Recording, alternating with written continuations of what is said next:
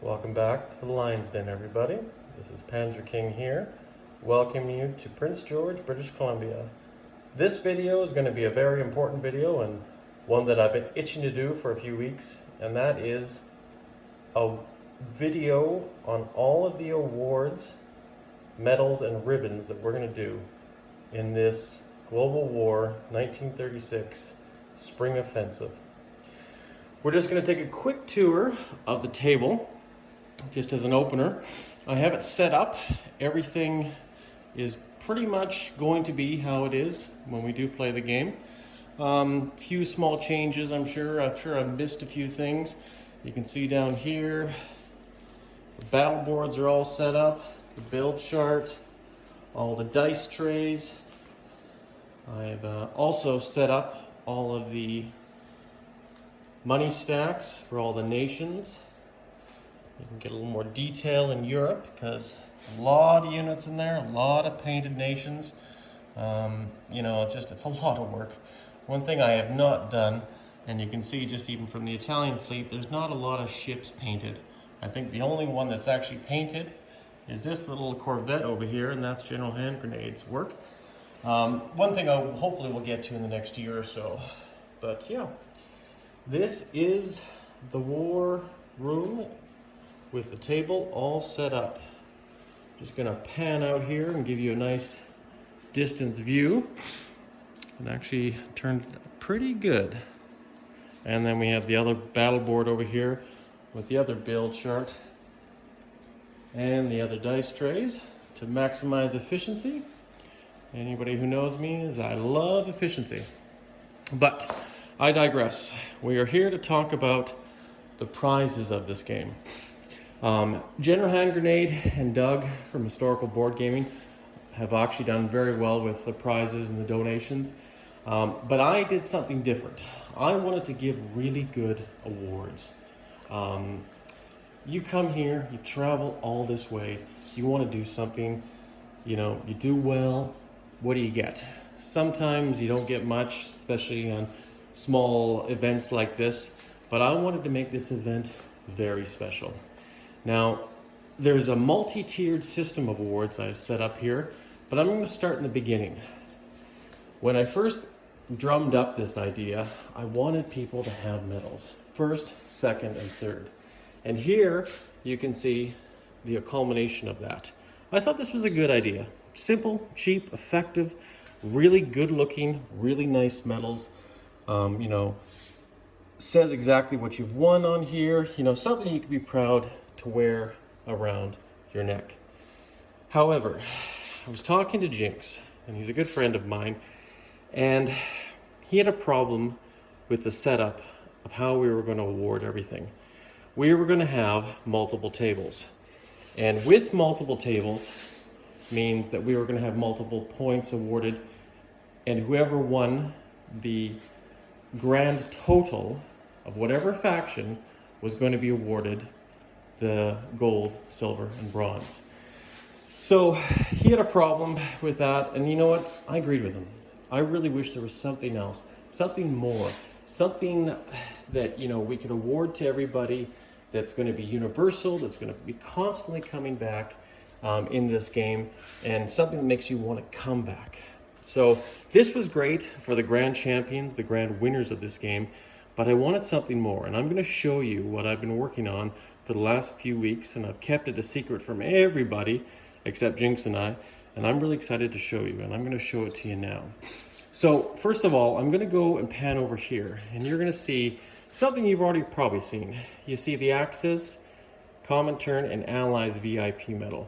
We came up with it, well, I guess I came up with this, and I really liked the classic big noble medals, the Hero of the Soviet Union, the Victoria Cross, and the Iron Cross. I wanted to see those awarded somehow, and I thought, you know what, I'll get some good replicas of it, you know, and we'll probably award it to probably the best sportsman-like person, perhaps a very skilled individual. But these medals are pretty simply just a voted system. I think that's how we're going to do. And the unfortunate thing is, since we only got 2 Russian players, it's going to be a 50% chance of winning that. You have 6 Axis players and 4 Allied players. So 25, 20, 18%, however you do the math, I mean, it is what it is. And that was great. So you got this and you got these. But like I say, there's something more. I wanted to represent the true military. And as you've probably have seen in variations of many military uniforms and outfits, is something that I guess it's rather important just to physically show you. And I got something here. I'm going to show it to you right now. This is a file I put together of what I was trying to avoid. And here you can see are some examples. Oh, sorry, that's actually the wrong file. Here we go. So here is an example of some North Korean generals. I think this photo has been doctored a bit, but you can see the absurdity of it. You got 1 billion medals, you got the medals running down the pants, stuff like that. We don't want that, right? So ultimately, I thought, okay, well, that's great. And then you have a traditional, probably, early 20th century military officer with a lot of medals, a lot of, craziness, a lot of going on here. Well, what's this? What's that? Like, it's just, it's crazy randomness. And then you have here another picture, and you have an American, I'm assuming general, but regardless of it, you got all those combat medals. But you see here, it's a nice organized ribbon system. And that ribbon system is kind of what I wanted to go for. And Jinx and I were talking about some way of awarding that in this game. And that's what I'm going to show you next. When we first came up with this, we realized it had to be unique, it had to be special. And basically, there was 3 things in that metal ribbon system. We wanted to have nations represented in that. And what we decided to do was find ribbons that could represent each nation. And right here, we have this setup. You can see here that you have the 7 major powers. You have the Germans, the Russians, the Japanese, the British, the French, the Italians, and the Americans.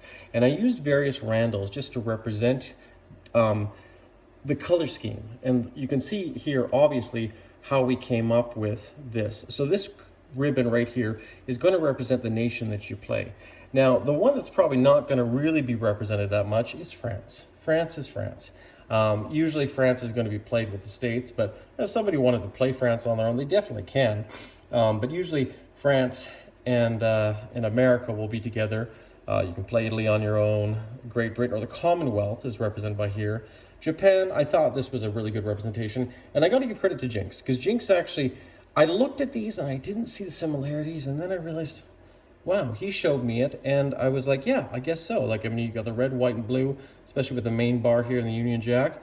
And of course, you got these ones that really represent the flags really good, and the American flag with the red and white stripes, like, it just worked. So that's what we ended up going with.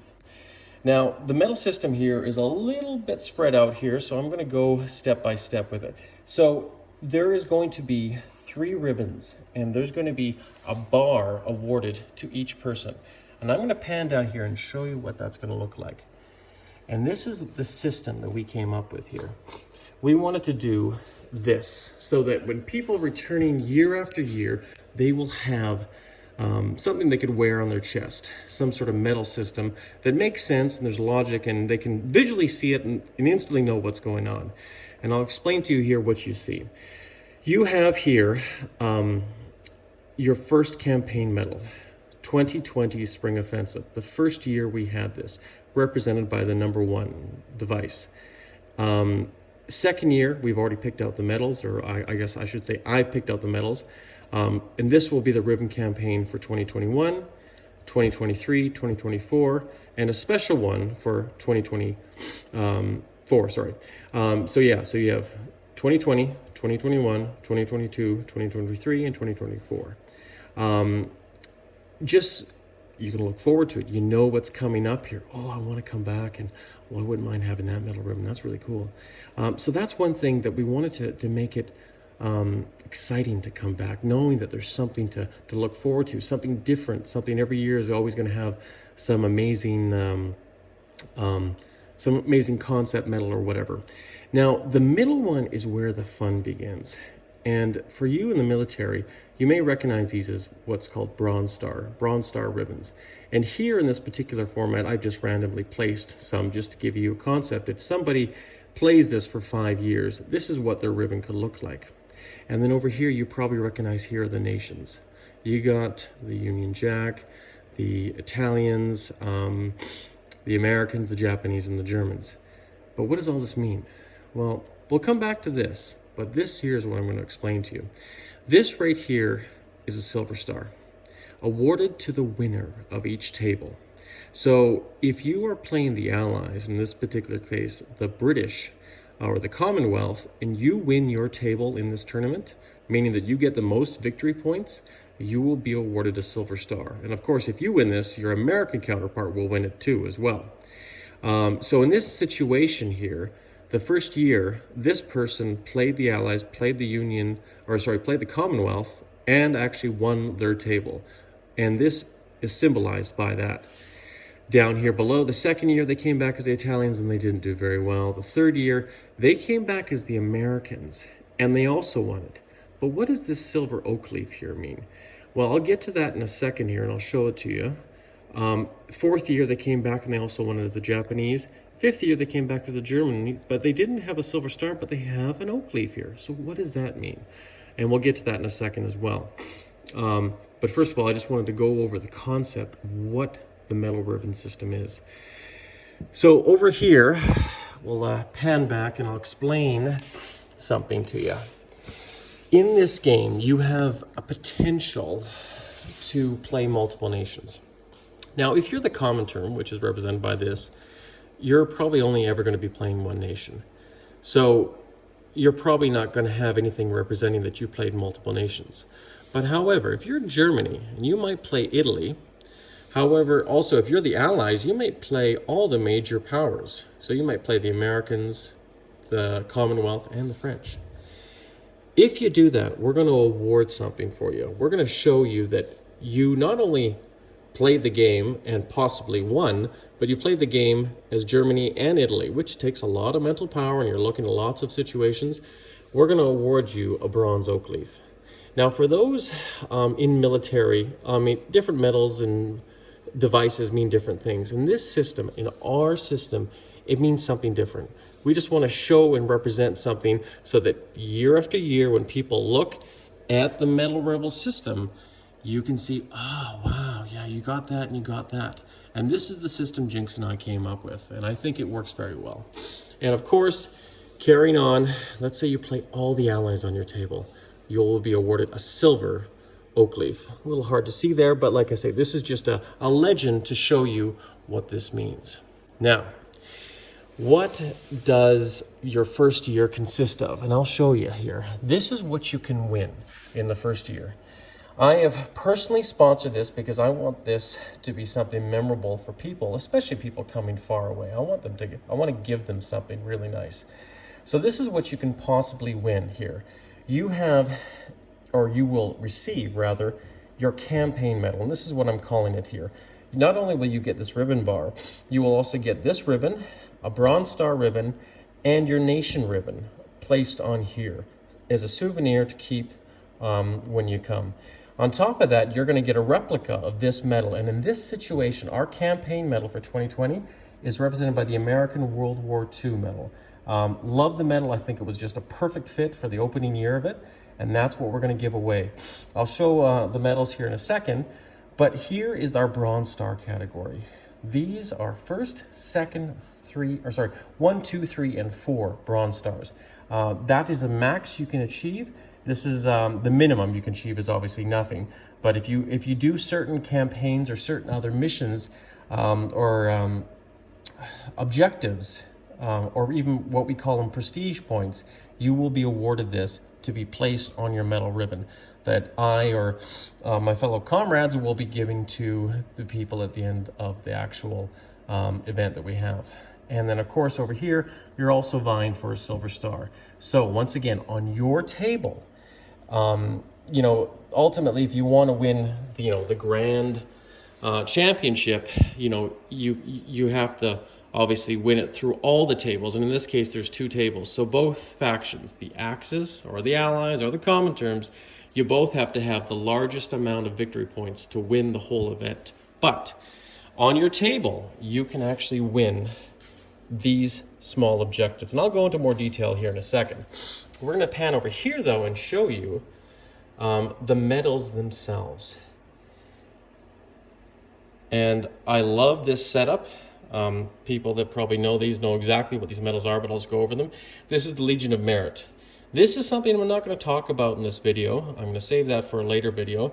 These are replicas. You won't be receiving these, but these are replicas just to give you the visual representation of what a Bronze Star and a Silver Star are. I had a tough time wondering if I should even collect this, because I know a Silver Star, especially in the U.S. military, is a very high honor, and I want to give a lot of respect to the fact that we're not going to be awarding this. This is just for a small, event that we have here, and like I say, this is not something to be put on display, other than, at home. But down here, this is where the 5-year stretch will be. We have this medal right here, which is going to be representing 2020. The following year will be 2021. The 3rd year, and this is one of my favorite ones, is because I used to have this medal as a young boy because I collected some stuff, but I only ever had this medal and I really, really liked it. For some reason, it just brings back my childhood. 2023, and then of course, the Croix de Groix for 2025. I find it's a special medal.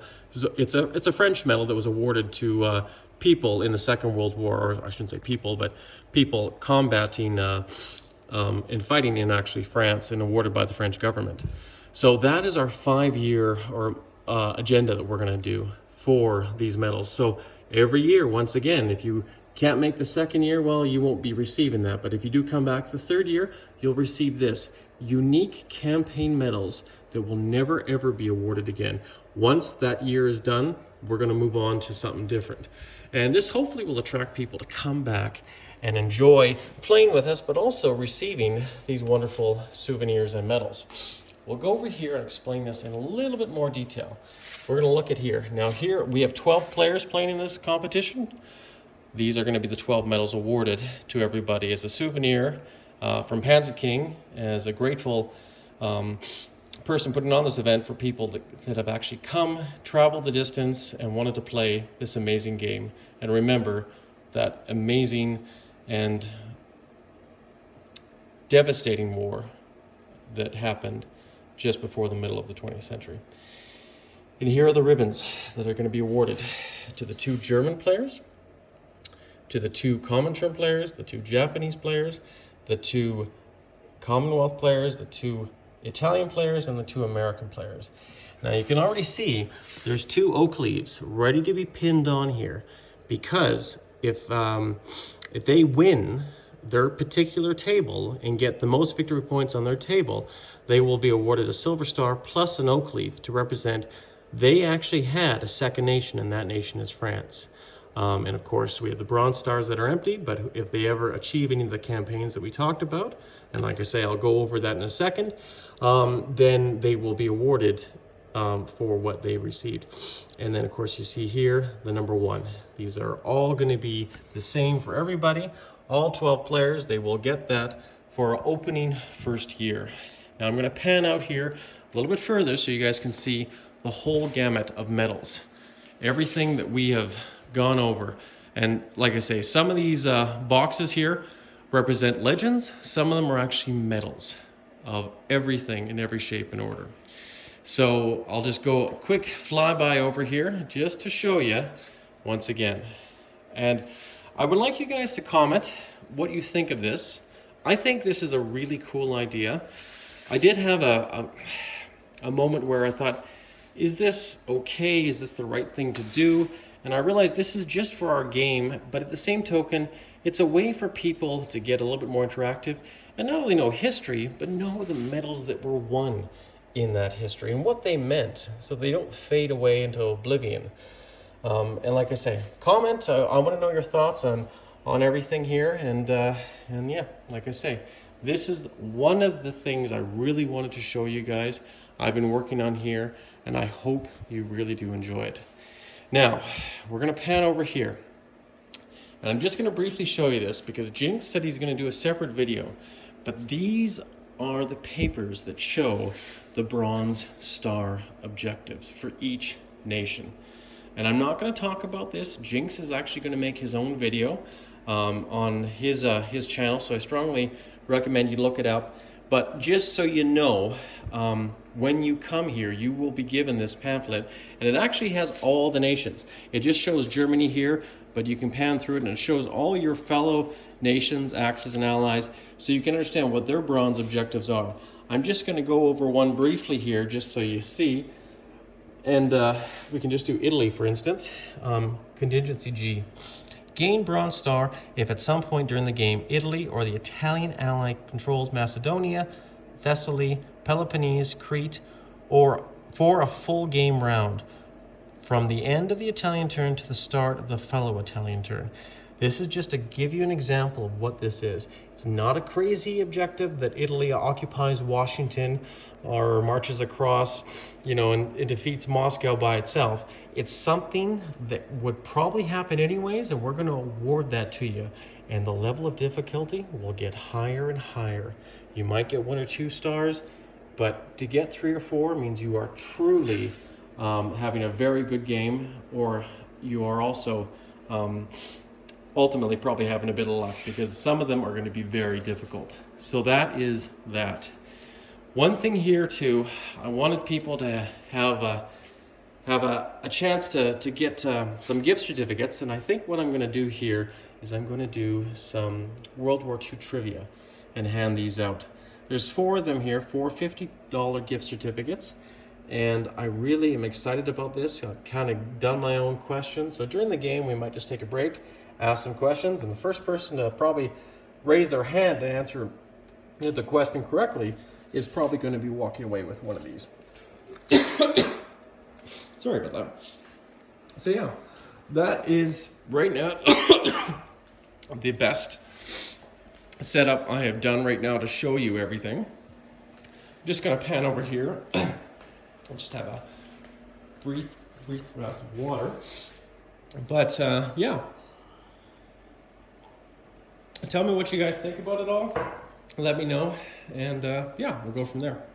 But there's one final thing I kind of want to go over and show you, and it's the most important thing. Well, I mean, everything's important, but it's kind of an important thing to me. It meant a lot to me, and when you come to win a tournament, or play in a tournament and hopefully win, you want to win something that's impressive. Or not even sort of win something impressive, but sometimes you want to know that you did something, you conquered something, you had achieved something. This is the Kelly Cup. It's one of the world's largest curling trophies. Now, I'm a curler. That's what I do here in Canada in the wintertime. It's kind of my my sport. Love it to death. And there's a long history with the Kelly Cup. You can see right here, you have Kelly Cup winners. Started in 1927. All the way down here, this is a bit old sheet here, but it just shows some of the Kelly Cup winners. But this particular one I grabbed from the archives because I found, 1936. That's actually a good year for a game that we have. And you can take a look at some of the winners here, and some of them are actually local business owners here in Prince George. Interesting mustache. I wonder what that's all about, But yeah, large trophy. Probably it stands about 5 feet tall. I was lucky enough to win this actually in this archive right here. My name is actually down here in 2010. I'm won it actually with my team right there. So I was actually very happy about that. I've been in the finals a few times too, but I only ever won it once. And of course, sometimes all you need to do is win it once, and it means a lot. But yeah. Anyways, right now what you're seeing is just the global war map of 1939. But I realized, you know what? If you're going to do something, go big or go home. And what I'm about to show you here is the Spring Offensive Cup, Global War, 1936 to 1945. And I think you'll like it.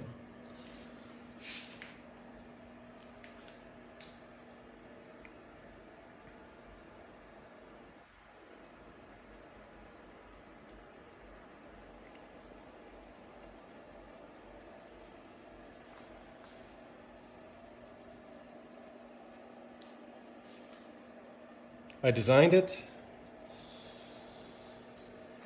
probably about 3 months ago. Once again, it's a joint venture between PG Custom Woodworks. Sorry about that. And you can see here, a lot of work has gone into it. A lot of work. But let's look at some details here. You have the years already laid out, all the way to 2034.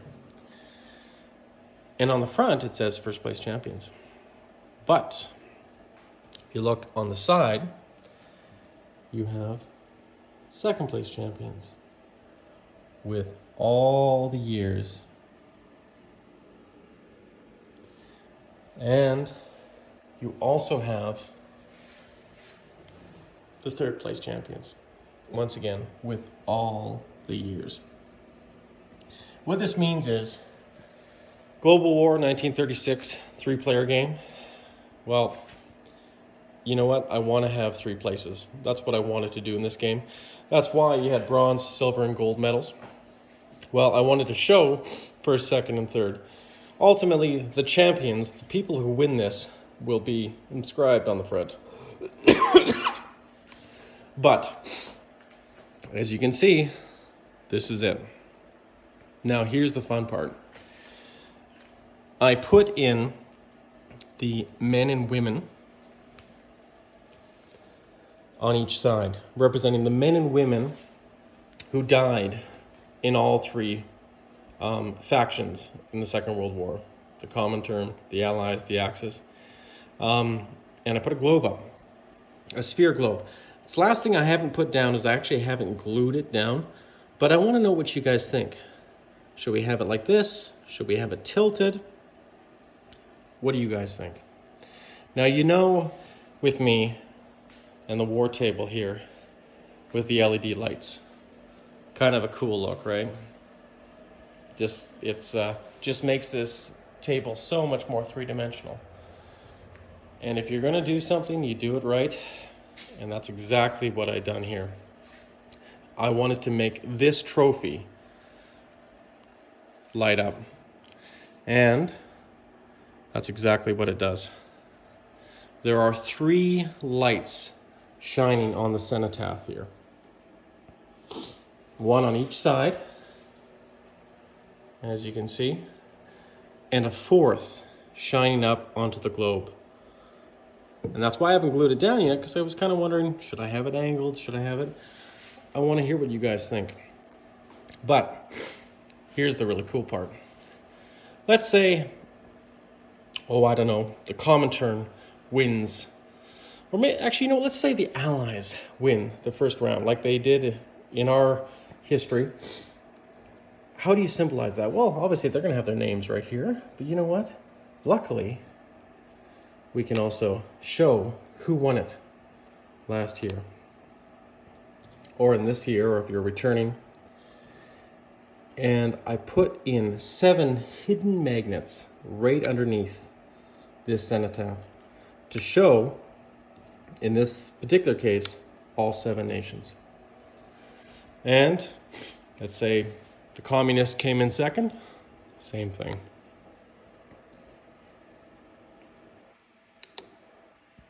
And I got 7 of those. Let's say the Axis won third place. Well, then here you go. And you got your Randalls that go all the way down. And next year, if it's the Axis that win, great. You can take these all down and move them over. I thought that was kind of a cool idea. Kind of honors Global War, because the Rondels are probably one of the biggest things in the game. And yeah, ultimately I thought it was a good, very cool stylistic view. And I'll just give you a pan around here just to show you the true 3-dimensional look of it. You can see here there's 3 maple leaves on each corner. Each one of them representing each side, but the Canadian maple leaf representing the Canadian aspect of this. And of course, this tournament is held in Canada, in British Columbia, Prince George to be exact.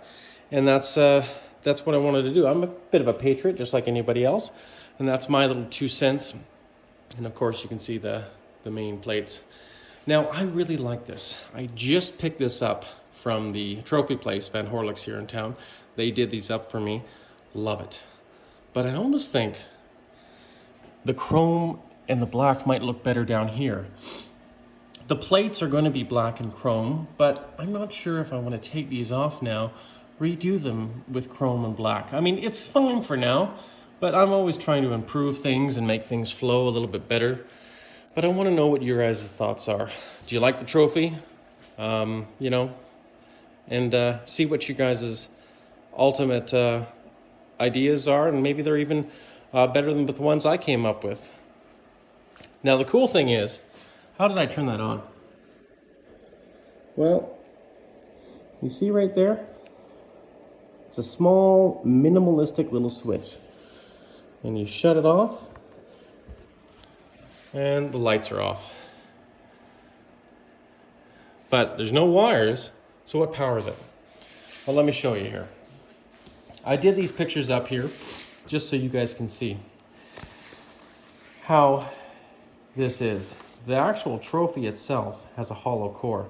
This is me holding a 6-volt battery, and it's kind of like what you would see, you know, probably in some hobby stores, like I say, remote control planes and whatnot. Has a long lifespan. And of course, here it is strapped underneath here and putting everything together with the wiring here, and you can see the switch. And then of course, this is all the other wires going to light up the actual cenotaph. Here is just what holds and supports the globe.